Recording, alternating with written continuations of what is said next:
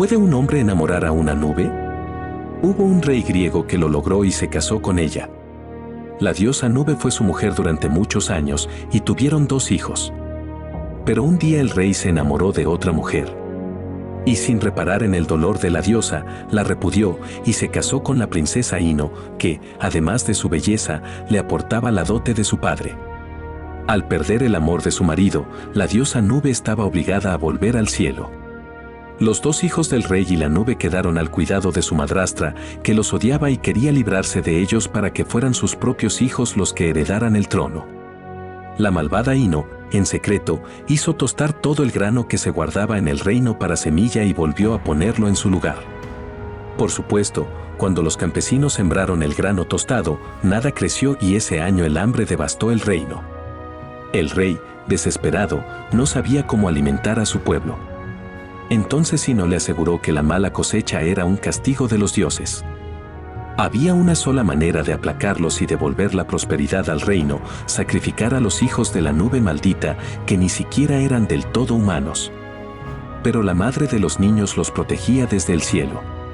Y para salvarlos les envió un animal extraño y maravilloso, un carnero alado, cuyos vellones de lana eran de oro puro. Montados en el carnero mágico, los 2 niños, Frixo y Elé, cruzaron el mar. Volaban muy alto. La pequeña Elé, mucho menor que su hermano, se mareó y cayó en el mar, que tomó para siempre su nombre: se llamó el Esponto.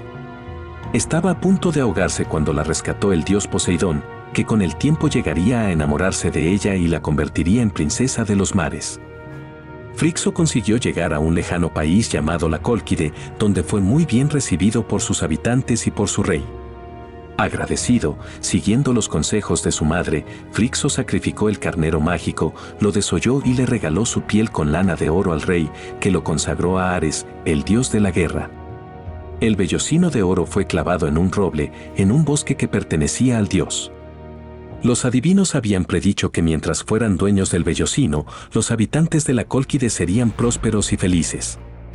Para asegurarse de que nadie robara un tesoro tan importante, el rey puso a custodiarlo a un gigantesco dragón que nunca dormía.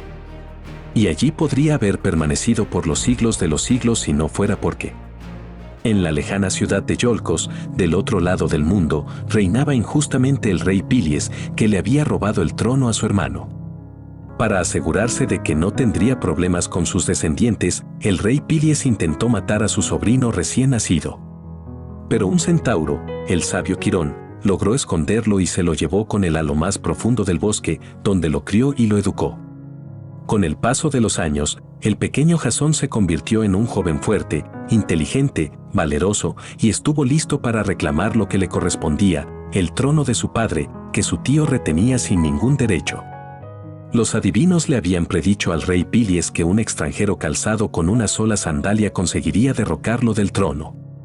Cuando Jasón se acercaba a la ciudad de Iolcos, al cruzar un río, perdió una sandalia en la correntada. Y así se presentó en la ciudad, como alguien que viene de vivir en el bosque, vestido con una piel de animal, con una lanza como las que solo usan los centauros, y con un solo pie calzado. Su tío Pilies no lo reconoció, pero supo que ese muchacho era el que le había anunciado el oráculo. Y tuvo miedo. Para disimularlo ante sus súbditos, invitó al joven a su palacio y dio un banquete en su honor. Ante todos los cortesanos reunidos, el rey se preguntó en voz alta: ¿qué hazaña sería en nuestros días la más extraordinaria, la más incomparable que puede cumplir un mortal? La conquista del vellocino de oro, dijo Jasón, sin dudar. Ah, si yo tuviera las fuerzas y la edad para llevar a cabo semejante proeza, suspiró el rey.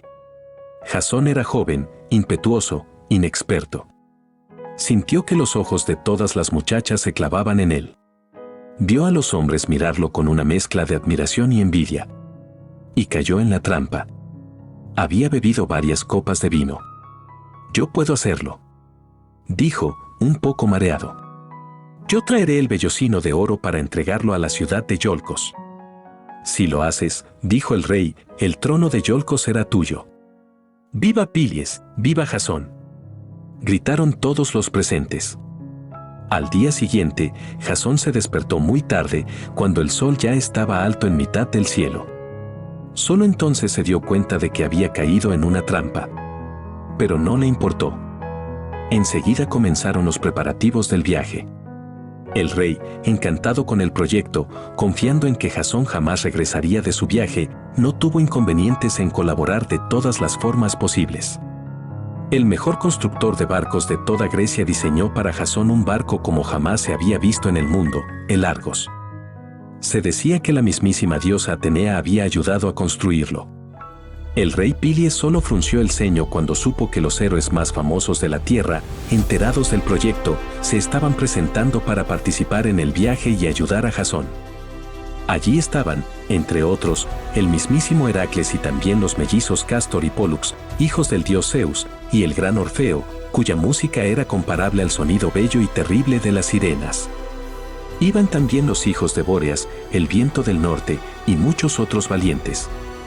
50 guerreros se embarcaron en el Argos. Por el nombre del barco, los llamaron los Argonautas. La aventura había comenzado. La primera escala del Argos fue la isla de Lemnos, habitada solo por mujeres. Afrodita, furiosa contra las mujeres de Lemnos porque habían descuidado sus templos, había lanzado sobre ellas una terrible maldición. Las pobres lemnias comenzaron a despedir un olor tan repugnante que sus maridos y novios las rechazaban y solo querían estar con las extranjeras o las cautivas. Locas de celos, las malolientes mujeres de Lemnos mataron a todos los hombres de la isla. Afrodita, compadecida de las desdichadas, retiró la maldición. Cuando llegaron los argonautas, las lemnias olían ya como mujeres normales y les dieron la bienvenida con mucha alegría. De nuevo en el mar, el Argos llegó a otra isla, habitada por los doliones.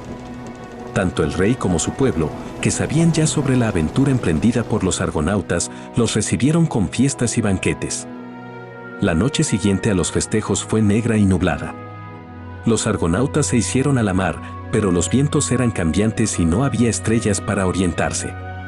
Antes del alba tocaron tierra sin darse cuenta de que habían regresado a la isla de los doliones. A su vez, confundidos por la oscuridad, los doliones los tomaron por piratas. Comenzó una horrible batalla a ciegas, donde los héroes mataron a muchos de sus amigos doliones, incluso al rey. Cuando la luz del día les mostró lo que habían hecho, la pena y la vergüenza no tuvo límites. Jasón le hizo solemnes funerales al rey de los doliones, enterraron a los muertos, erigieron estatuas que los recordaran y durante 3 días lloraron por ellos antes de hacerse nuevamente a la mar. A causa de su fuerza descontrolada, Heracles había roto su remo. En una de las islas en las que se detuvo el Argos, se internó en el bosque en busca de un árbol de madera lo bastante dura como para soportar la fuerza de su envión al remar. Había llevado consigo a un muchachito muy joven, el hijo de un amigo, del que se sentía responsable. Mientras Heracles no estaba, desoyendo los consejos de los hombres con más experiencia, el jovencito se echó a correr detrás de unas ninfas que lo llevaron a su perdición. Creyendo abrazar a una mujer tan bella como una diosa, el desdichado Hilas se ahogó en un manantial. Cuando Heracles volvió, nadie sabía dónde estaba el joven Hilas. Desesperado, salió a buscarlo por toda la isla. A la mañana siguiente Heracles todavía no había regresado y el Argos tuvo que zarpar sin él. En el país de los Bébrices reinaba el cruel Ámico, un gigante que desafiaba a pelear a todos los extranjeros, los vencía y los mataba. Por suerte, los argonautas tenían entre ellos a Pólux, el campeón de pugilato de toda Grecia. Nadie podía contra sus puños de acero. Vencido Ámico, los Bébrices se lanzaron sobre los héroes, pero no pudieron con ellos. Perseguidos por una tempestad, los argonautas tuvieron que hacer escala en la costa del continente, en el país de Fineo. Hijo del dios Poseidón, Fineo era un adivino ciego. Por revelar a los hombres los secretos de los dioses, Zeus lo había castigado de una manera atroz. Todos los días se presentaba ante él un delicioso banquete. Y cuando estaba a punto de comer, aparecían las malditas arpías, unos pájaros de garras afiladas, con horribles cabezas de mujer. Las arpías se lanzaban sobre los alimentos y los devoraban. Todo lo que no podían comer, lo ensuciaban con sus excrementos repugnantes, malolientes y venenosos, dejándole a Fineo apenas lo suficiente como para sobrevivir hasta el día siguiente, cuando el tormento volvía a empezar. Los argonautas necesitaban el consejo de Fineo, que conocía los designios del destino. Pero Fineo les puso un precio a sus visiones, nada les diría hasta que no lo libraran de las arpías. Al día siguiente, como siempre, Fineo se sentó a la mesa ricamente servida. En el acto aparecieron, chillando, las arpías. Pero esta vez tenían rivales de su talla, entre los argonautas estaban los hijos de Bóreas, el viento norte. Solo ellos eran capaces de volar a la misma velocidad que los monstruos, y se lanzaron en su persecución. Durante días y noches las acosaron hasta que las arpías, agotadas, se declararon vencidas. Por ser enviadas de Zeus, les fue perdonada la vida a cambio de que dejaran en paz a Fineo. El adivino estaba feliz. Ahora que nadie lo molestaba, no paraba de comer. Con lágrimas de felicidad en los ojos, con la boca llena de comida, les dijo a los argonautas que en las rocas Implégades se definiría el destino de la expedición. Se trataba de dos enormes rocas que no estaban fijas al fondo del mar, sino que se movían y chocaban entre sí, haciendo naufragar a los barcos que atrapaban en su tenaza fatal. Cuando estén allí, deben soltar una paloma, que volará entre las Implégades, les dijo Fineo. Si los escollos chocan entre sí atrapando al ave, eso significa que tienen en contra la voluntad de los dioses y no deben seguir adelante. Siguiendo el camino que les había aconsejado Fineo, el Argos llegó pronto a la región de las Implégades. Eran dos enormes escollos de roca negra, inmensos como montañas, que se movían a su antojo en el mar, aplastando los barcos al chocar entre sí. Los argonautas soltaron una paloma, que voló entre las Implégades. Justo cuando estaba terminando de pasar al otro lado, las rocas se cerraron sorpresivamente, atrapando la cola de la paloma, que perdió algunas plumas. El Argo se lanzó hacia adelante, detrás de la paloma. Las rocas se abrieron para dejarlo pasar, pero a último momento se precipitaron otra vez una contra la otra, averiando la popa del barco. Cuando las rocas se separaron, nunca más volvieron a moverse, porque era su destino permanecer fijas en su lugar a partir de la primera vez que un barco lograra pasar entre ellas. Al pasar las rocas Implégades, los argonautas habían conseguido entrar al Mar Negro. Ya estaban muy cerca de la Cólquide. Tocaron tierra para abastecerse en el país de los mariandinos, donde fueron muy bien recibidos por su rey. El rey de los mariandinos había estado en guerra durante años contra el malvado Ámico, el rey de los Bébrices, que había matado a su hermano a puñetazos. Ya le habían llegado noticias de la derrota de Ámico a manos de uno de los argonautas. Feliz y agradecido, decidió festejar la llegada de los héroes con una cacería en la que todos participaron. Pero tuvieron tanta mala fortuna que un jabalí herido se abalanzó sobre el piloto del Argos y lo mató con sus colmillos. Jasón estaba desesperado. Nadie podría manejar el Argos con la habilidad y la sangre fría del piloto muerto. Pero el rey de los mariandinos les propuso que llevaran a su propio hijo como timonel. Quizás tardaría un tiempo en aprender a dominar el Argos, pero como había nacido a las orillas del Mar Negro conocía todos sus secretos. Y nuevamente se hicieron a la mar. Cuando Jasón y sus héroes se presentaron ante Itz, el rey de la Cólquide, ya su fama se les había adelantado y todos sabían a qué venían. Itz no se sorprendió ni se enojó cuando Jasón le pidió, con modales de príncipe y firmeza de guerrero, que le entregara el vellocino de oro. Tenía una respuesta preparada. No hay necesidad de arriesgar la vida de tus argonautas, Jasón, ni la de mis soldados. No lucharemos. Te daré el vellocino si logras superar 2 sencillas pruebas. Solo te pido que unzas al yugo del arado 2 bueyes que tengo sin domar. Con ellos tendrás que arar un pequeño campo y sembrar allí las semillas que te entrego en esta bolsa. Parecía sencillo. Atar 2 bueyes al arado. Arar. Sembrar. Nada que no pudiera hacer un hombre como Jasón, que no le temía a un par de toros sin domar por grandes y fuertes que fueran. Y sin embargo, Jasón nunca lo habría logrado si no hubiera sido por la ayuda de la hermosa hija de Itz, la princesa Medea, experta en artes de hechicería. Medea conoció a Jasón en el palacio de su padre y toda su magia no la había protegido de caer en el más poderoso de los hechizos, el del amor. Locamente enamorada de Jasón, Medea se presentó esa noche en los aposentos que el rey había destinado a los argonautas. «Vengo a salvarte, Jasón». «No necesito ayuda de una mujer», contestó Jasón. «Me basta con mi fuerza y mi coraje». Medea sonrió, qué bella era su sonrisa, y siguió hablando como si no lo hubiera escuchado. No son toros comunes los que tendrás que uncir al arado.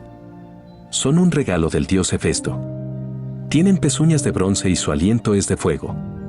Este ungüento te protegerá de sus quemaduras y te hará invulnerable a sus cornadas. Jasón empezaba a entender la trampa que le habían tendido y ahora miraba con interés y curiosidad a esa muchacha que había venido a salvarle la vida. Y cuando la tuvo en sus brazos, supo que podía confiar en ella. Medea le explicó lo que tenía que hacer cuando terminara de sembrar esas supuestas semillas, que en realidad eran dientes de dragón. Al día siguiente, el rey Itz, sus cortesanos, los habitantes de la Cólquide y los argonautas se reunieron para ver el espectáculo. Desarmado, con la sola fuerza de sus brazos, Jasón logró dominar a los toros y uncirlos al arado. Itz no lo podía creer. Sobre todo, no entendía por qué el fuego que los monstruos despedían por las narices no quemaba al héroe. Después, Jasón aró el campo tal como se lo habían indicado y sembró los dientes de dragón. Apenas había terminado la extraña siembra cuando de cada una de las siniestras semillas brotó un soldado íntegramente armado y listo para la lucha. En unos instantes, un ejército completo se abalanzaba sobre Jasón, que sin retroceder ni un paso se limitó a levantar una piedra del suelo y lanzarla entre los soldados. Culpándose mutuamente de haber lanzado la piedra, los soldados mágicos se lanzaron entonces a luchar y pronto se exterminaron entre sí. Itz no pensaba en modo alguno cumplir con su promesa. Había contado con que Jasón muriera tratando de realizar las pruebas. Ahora que había fracasado su engaño, fingió alegrarse con el éxito de Jasón mientras planeaba la manera más eficaz de prenderle fuego a Largos y asesinar al extranjero con toda su tripulación. Medea, que conocía a su padre, no perdió ni un segundo. Esa misma noche les dijo a los argonautas que se prepararan para partir. Y llevó a Jasón a buscar el vellocino de oro, que brillaba con mágico resplandor clavado al tronco de un roble en el bosque de Ares. Nadie podía vencer a la gigantesca serpiente insomne que lo custodiaba. Pero Medea no trató de vencerla, solo trató de dormirla. Entonó una canción mágica hasta lograr que la serpiente cayera en un sueño hipnótico.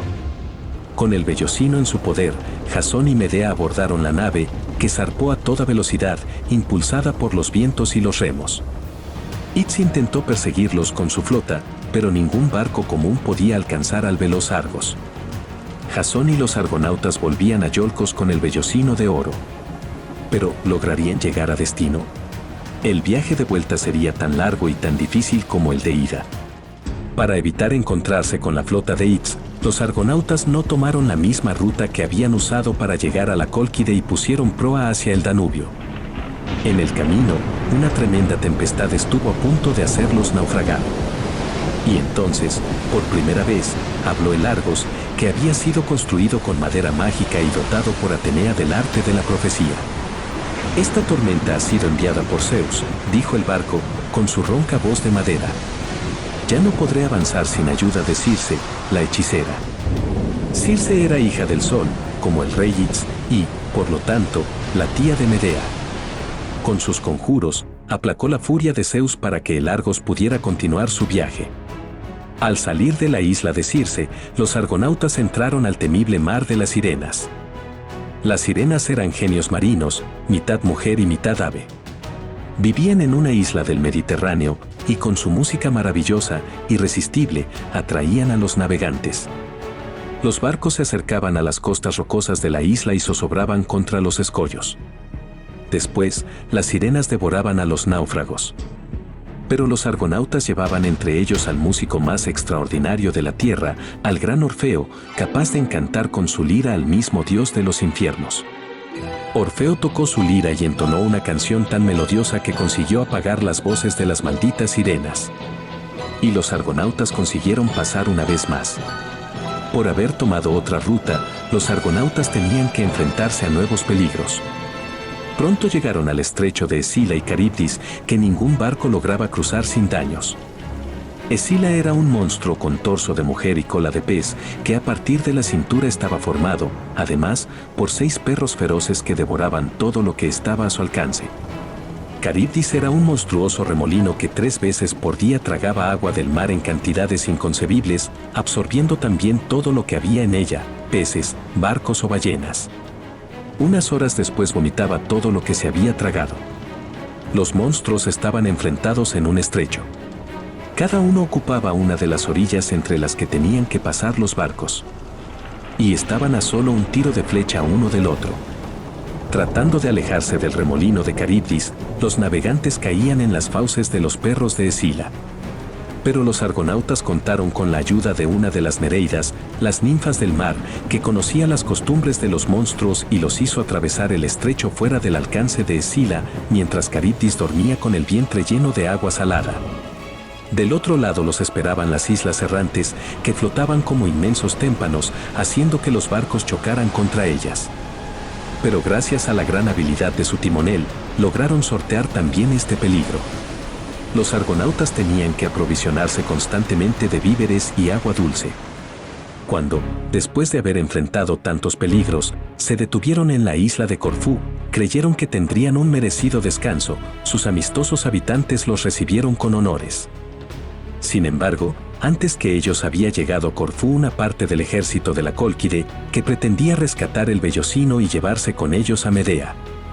Eran guerreros valientes y desesperados, porque sabían que no podían regresar a su país con las manos vacías.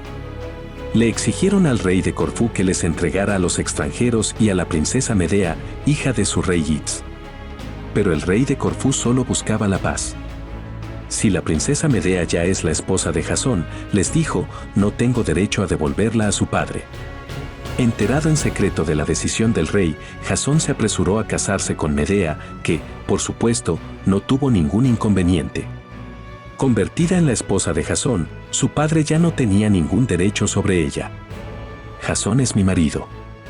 Y el Vellocino es la dote que me corresponde como princesa de la Cólquide, afirmó Medea ante el rey de Corfú y los guerreros que habían venido a buscarla. Los soldados de la Cólquide sabían que no podrían luchar contra los argonautas y el ejército de Corfú al mismo tiempo. Resignados, pero con mucho miedo a la venganza del padre de Medea y a la vergüenza que les esperaba si volvían a su patria con las manos vacías, decidieron quedarse a vivir para siempre en la isla. Poco después de salir de Corfú, se abatió sobre el Argos una tormenta gigantesca, mucho más potente y feroz que todas las que había sufrido hasta entonces. Vientos huracanados como jamás habían conocido hicieron volar el barco sobre las aguas en medio de la noche. Y de pronto, todo fue calma, silencio y la más absoluta inmovilidad. Cuando la luz del alba les permitió ver dónde estaban, los argonautas no podían creer en sus ojos. Volando por el aire, transportado por el ciclón, el Argos se había adentrado en la costa africana. Ya no estaban en el mar. Ahora estaban en medio del desierto, con el barco encallado en la arena. Muchos creyeron que este era el fin de su viaje. Pero Jasón y otros valientes decidieron que había que seguir a toda costa. Entre todos, se cargaron el barco sobre los hombros y se echaron a caminar, lenta, pesadamente, por el desierto, en busca de agua, para beber, para navegar. 12 días eternos caminaron bajo un sol destructor hasta llegar a un lago. Felices, los argonautas se lanzaron a las aguas frescas. Pero cuando se dieron cuenta de que se trataba de agua salada, creyeron, una vez más, que el fin había llegado. Agotados, muertos de hambre y de sed, no podían seguir cargando el barco sin saber a dónde iban. Desesperados, rogaron ayuda a los dioses. Jasón tenía un magnífico trípode de oro y prometió regalarlo a quien lo ayudara. Atraído por el regalo, compadecido por la desdicha de los héroes, Tritón, el dios del lago, decidió ayudarlos. Les dio agua dulce y los ayudó a descubrir el canal que unía el lago con el mar. El Argos navegaba otra vez hacia Iolcos. El Argos llegó por fin a la isla de Creta, ya muy cerca de su destino. Pero Minos, el rey de Creta, no quería forasteros en su isla. Para impedir que los extranjeros desembarcaran, un gigante de bronce a las órdenes de Minos custodiaba las costas, dando la vuelta completa a la isla 3 veces por día. El gigante se llamaba Talos y había sido construido por el dios Hefesto, el gran inventor. Levantaba enormes rocas y las arrojaba contra los barcos que se acercaban a la costa. Cuando conseguía atrapar a los hombres que intentaban desembarcar, su cuerpo de bronce se volvía incandescente y los quemaba abrazándolos contra el enorme pecho de fuego. Su vida de autómata dependía del líquido que corría por una vena artificial que lo recorría desde el cuello hasta el talón, donde un clavo la mantenía cerrada. Al acercarse a la costa de Creta, Medea preparó una de sus pociones mágicas, tan potente que con solo sentir su aroma desde lejos, el gigantesco Talos cayó en una especie de ensoñación. Entre alucinaciones extrañas, Talos escuchaba la voz de Medea, que le prometía la inmortalidad si lograba quitarse el clavo del talón. En su locura, Talos golpeó una y otra vez su pie contra las rocas, hasta que consiguió arrancarse el clavo del que dependía su vida. Y al derramarse el líquido que lo mantenía vivo, cayó muerto, convertido en una inmóvil masa de bronce. Los argonautas no tenían ningún interés en pelear contra el ejército del rey Minos. Pasaron esa noche en la playa y con las primeras luces volvieron a partir. Esa misma tarde, cuando el sol se puso, una oscuridad como jamás habían conocido antes envolvió a Argos. No era una noche común. No había luna ni estrellas, ni los relámpagos que acompañan las nubes de tormenta. Era una oscuridad aterradora, silenciosa, única, parecida al caos anterior a la creación del universo. Aterrados, los argonautas rogaron al dios Sol que les enviara una luz para orientarse. Y una tímida llamita les permitió ver las costas de una isla donde pudieron anclar.